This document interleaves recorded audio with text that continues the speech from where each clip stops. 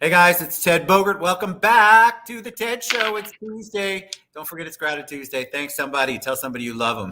Go outside your comfort zone. You know the people you need to check on. I love this particular individual. She's amazing. Kendra Davies is back with Talk It Out, Stellar Life Coaching. And we're going to talk about awe today. Now, if you're from the North, like I was originally from, you'd say awe. But you're going to only say awe for this. And it's not the ah like, oh, I love that piece, that food I just ate. It's the awe, AWE. So we're going to talk about what it is and how we can get more of it. Welcome. How you doing, Kendra?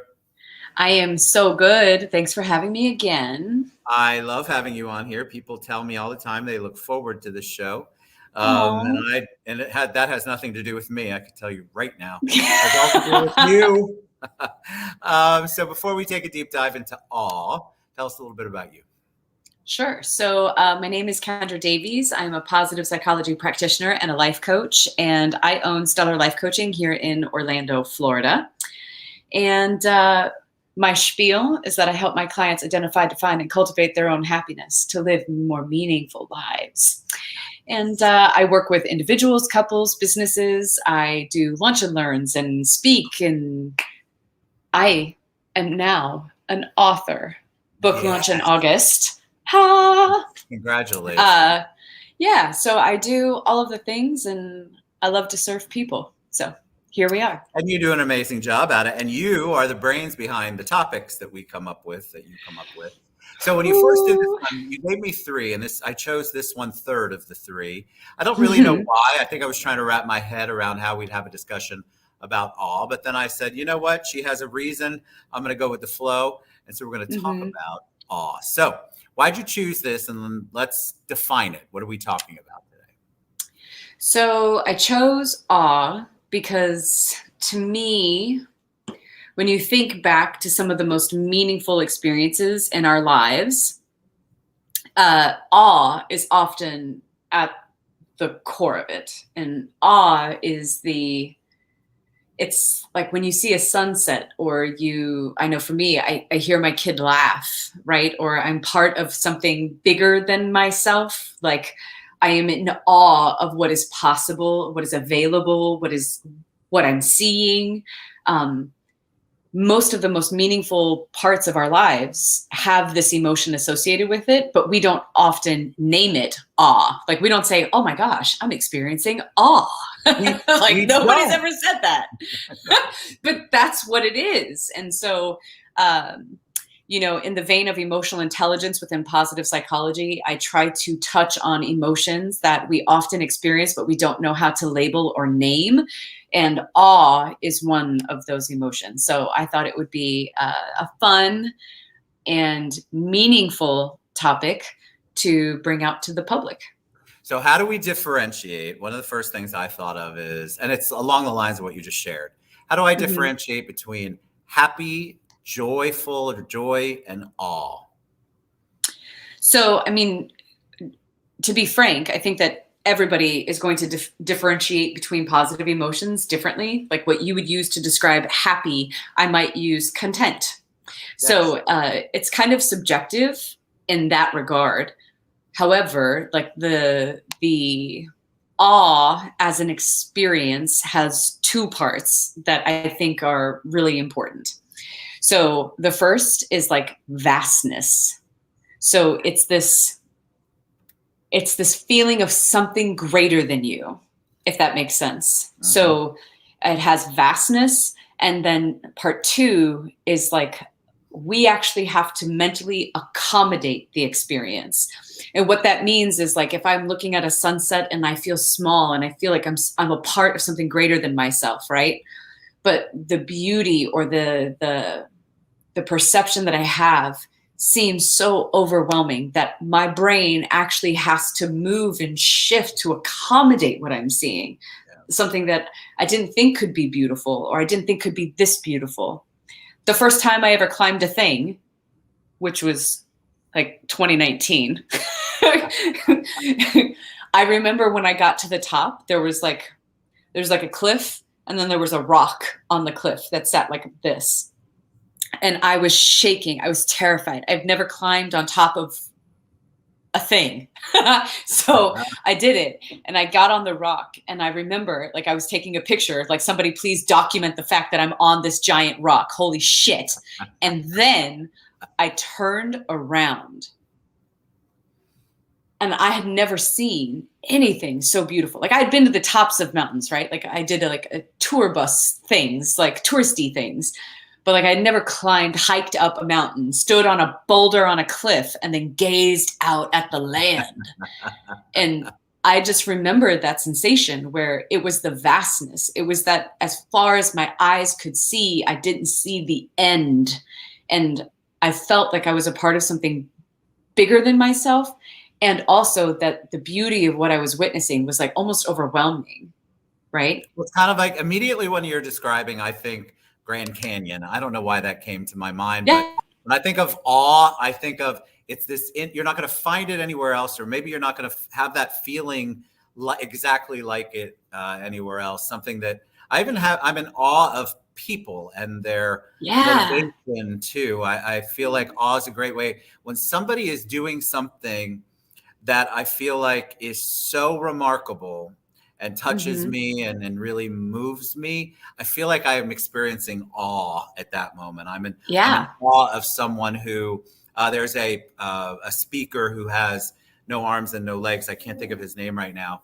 I'm in awe. Nick Belushik, I Yes, think. yes. That to me, well, the first time I saw him speak, I was in awe. I was like, wow, I have nothing to complain about. This is way beyond my normal scope of thinking, sort of along your Yep. definition. And I'm feeling something I've not felt before, or certainly not experienced in that exact moment. And so I was in awe of everything he was able to accomplish. Yeah. And it challenges whatever beliefs, ideas, or things that we have felt before. We feel challenged, like, holy shit, this person rearranges the furniture in my brain. Like, Yeah. it changes me. This sunset, that kiss, that love, that experience, it comes in and it rearranges the furniture, and we recognize something important. And it's equal parts about them or it and us, right? Like a lot of when we ask people what their meaningful things are, it's usually they're so down and out, and then they have this experience and it turns it around, right? So sometimes it is actually the state we are in, the experience, and then the reaction we have to that experience. So the second part of this actually is the part I found most fascinating for me personally, kind of on a personal challenge. I feel like I know what awe is, or at least my definition, but I've never thought about actively figuring out how I get more of it. That's a step that I don't think a lot of people have thought about. Like, you want it, but you don't actively pursue it, or maybe you're not searching out things that would continue to give you that feeling of awe. So I'm fascinated by what you meant by that question. It struck me as, wow, I was sort of in awe of the question, to be honest with you. It made me think differently. Yeah. Well, and I think that when I say, how do we get more awe? It's like, how do we get more meaning? Yes. Like, how do I take this day-to-day experience and actually choose to be vulnerable enough in my observations and in my presence with people, with places, and have that experience of vastness and accommodation? Like, can you look at the ocean and see it in a different light and choose to witness yourself as a part of a greater whole? Right? So when I say, how do we get more, it becomes, can we challenge ourselves to have a deeper, more meaningful experience in each regard? You talk about Nick, right? The speaker. Yes. There's going to be days where you can watch that video and it not do a thing for you. You're right. But then there's going to be that day, and it's based on where you are. It's your starting point, right? Your jumping off point, so to speak, that allows you to be moved. And when I say get more of it, how do we put ourselves in that position to be pushed? So what often happens is that because awe is something that comes in and rearranges the furniture, it is often a mix of like, oh my God, this is amazing, and absolutely terrifying. like, Yeah. like, and so we can choose which perspective we're going to take, and we might not have the bandwidth or the emotional wherewithal in the moment to choose awe. We might go with terrifying. Like we're gonna go with, this is too scary, I don't want to do this, this is way too deep, I'm at work, right? So when you watch that video, you might say, oh, I can't do this, it's going to make me cry, right?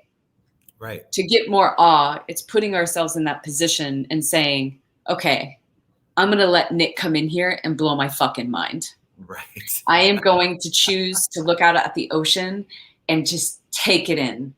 Yes. I'm not just going to take a picture and post it on Instagram. I'm going to put my phone down. I am going to take this in and allow it to rearrange the furniture. Yeah.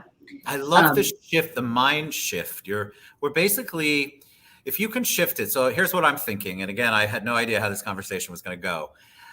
I'm thinking, what if I shifted the way I even look at a human being, somebody maybe I've done business with for a long time or been in a relationship with, and instead of just going from the point of reference I know, really taking a broader look at the big picture of that person's life, that person's efforts, that person's passions, and maybe be a little more in awe of what all of us as human beings accomplish on a daily basis and the things that we do for the rest of humanity. To me, I am in awe of people like that a lot, but sometimes I've been with them so much, I forget how in awe I originally was.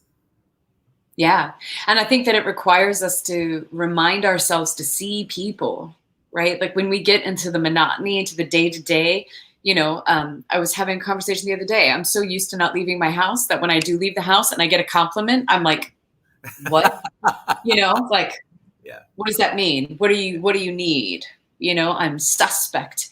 And choosing to shift that perspective, like, wow, it is so, like, I can still walk into a room and have an effect, like I can see myself in the world. I can look at people who do good for no good reason. I can, an example, like I do this exercise about superpowers, right? When I talk about like elevator pitches and stuff and like coaching people to do elevator pitches. And the superpower that I always talk about is my ability to see people, right? Like I can take in all of you, like the good, the bad, the ugly, the dark bits. But I see people, and in a way that allows and creates space for them to make different choices, to play, to take risk, to think differently, to challenge themselves, to hold themselves accountable. Like that is a superpower that I have. And I'm on the phone and I have a client who just launched a business. It's a big freaking deal. Yeah. Like years in the works, like it's happening, it's live, it's available to the world. And she goes, everything is really good. I mean, it's just a little stressful. And for a second, I had to like I was almost offended that she was talking about her own big, badass, bold, brave thing so casually, But I move into awe. Like I want to have this awe experience. And I look at her and I'm like, I know what this woman has done to be able to launch this business. I know the demons she had to fight, the realities she had to overcome. Like, holy, I have goosebumps because I know what she has done. It is not just a little stressful. This is the bravest thing she's ever done in her whole life. And I got a front row seat. I'm in awe. Holy shit, human beings are magical and she is doing it. But being able to see people, right? To not let them be dismissive, like when we see people doing good in the community, when you see people creating space that is inclusive and honors all of these complex things that so many people are so afraid of doing. It's like, I can be in awe of that, like the courage, the bravery, the humanity. Can you be in awe? Like, I'll ask you this, a personal one. Your book is launching in August. When you completed it, when you were finally like, and I'm sure there's edits all the way up to the end, but when you completed it, did you allow yourself to be in awe of what you accomplished? Yeah. Yes. The answer is yes. I think, so the book, like there's a book and a TED Talk. These are the two things that I've wanted to do for years that I've not done, right? These are my do-over goals. And if you want to go to stellarlifecoaching.com/slay sessions, you can learn more about my goal setting workshop. But these are the two goals. Like I do what I say I'm going to do. These are the two things that have not been done. Yes. And I remember when I hit send, right? Ted, you're going to make me cry. Oh, see? It's like this thing is done. This thing that you didn't think was possible, that you didn't feel worthy of, a story that, you know, who am I to tell this story? Like, do they really want to hear it from me? Like all that you have to push through in order to make something like this happen, no matter what happens in August, right? Right. I hit send on my chapter to a publisher. Yes. In a book that's going to be published. Holy shit. What? I know. Right? Like being able to actually let it sink in and I don't know, like it's not a celebration as much as it is like an acknowledgement that this is the work of countless people. It's every client that's ever told me, Kendra, when are you going to write a book? You know, it's all of my clients that like the people that I have served that have said this needs to come into existence. It's like every single thing has brought and breathed life into something, and it's actually coming to fruition. Look at all of the work. And I guess the reason I ask that question is because I feel like people don't give themselves to have that moment with themselves. We're conditioned to either you're bragging too much, or that's going to make you look bad, or just keep going. You got to keep working. You can't sit and enjoy the labor, what happens with all the labor you're putting in. And I love the fact that you allowed yourself to be that way. And I think also people, like in the cancer world, for example, I'm in awe of any mom or dad who can still raise a family, go to work, go to chemo, deal with all of the sickness and radiation and all of that. To me, I am in awe of the amount of human strength and perseverance a lot that people do. Ellen's on and her grandson running for Heroes. And I'm in awe that an 11-year-old started this and runs for all the fallen heroes across the country. Whoa. So look, see, it's your fault. Now I'm getting emotional. But that kind of stuff is, I think we have to allow ourselves to be in awe. And I don't want to replicate what the 11-year-old did, but I can be in awe of everything that he has done to do it, and still be in awe of the things that I accomplished. But I feel like we don't give ourselves permission enough to be in awe. So that's why this topic is just so important. Yeah. You know, and I think that another way to view awe is like meaning making experiences. Like, how do I take a normal experience and give it more meaning? Yeah. And the way that we do that is we choose the vulnerability of a moment. You know, like what you just did was you could have just said, oh, he's an 11-year-old boy and he does running for heroes. And it was great. But when you make that choice where you allow yourself to move into that space where you're like, dude, it's an 11-year-old kid making a difference. Like, and you allow that thing to come in and rearrange the furniture, it creates a connection. Like you are a part of something greater. We all are. And man, feed your soul. It's so good. It's good to allow yourself to experience that. It's good to be able to acknowledge how you're feeling, acknowledge the stuff, the work, the hard work that people put in. So yes, it can be the Grand Canyon. Yes, it can be writing a book, but it can also be a single mom surviving every day and thriving and doing what she has to do for her family. There's just so much that we could allow ourselves to experience all with. That's why I love that second part. How can we get more? Because we can, and then it can make such an impact on your heart and your soul. All right. It's vastness. Yes. Okay. Sorry. I was just going to repeat. It's vastness and accommodation. That's it. Those are the things. It's a thing that lets us see the bigger picture, like that we're a part of something greater than ourselves, and that accommodation where our ideas, beliefs, and theories are pushed beyond what we thought was possible. Yes. I want people to experience that. This topic is so good. All right. So what's the best way for them to reach you? Maybe learn about your sleigh sessions. I know you gave it before. Learn more about awe and all of the amazing things that you're doing in the world, Kendra Davies. Sure. So you can go to stellarlifecoaching.com and you can contact me there. You can text or call the phone number there. You can email me from there. You can learn about all of my programs and options, from one-on-one coaching to Evolve, my online group coaching program, which starts in July. So you can pre-register and join me in July. And then obviously we have the Phoenix Retreat, my all-inclusive, luxurious women's retreat. If you are looking to get away and have a transformational experience, I'd love to take you with me. Love it. All right. Kendra Davies, stellarlifecoaching.com. You can find everything there, including her phone number, how to reach her, more information about all she does. Thank you so much. What a great topic, and I believe a really much needed discussion. I think I want to give permission. I'm giving you all permission to experience more awe in your life. Let it go. You don't have to cry like me and Kendra, but you can certainly be a lot more open to enjoying that and embracing that. Thank you, Kendra. All right, we'll be back next week, guys. See you soon. We love you guys.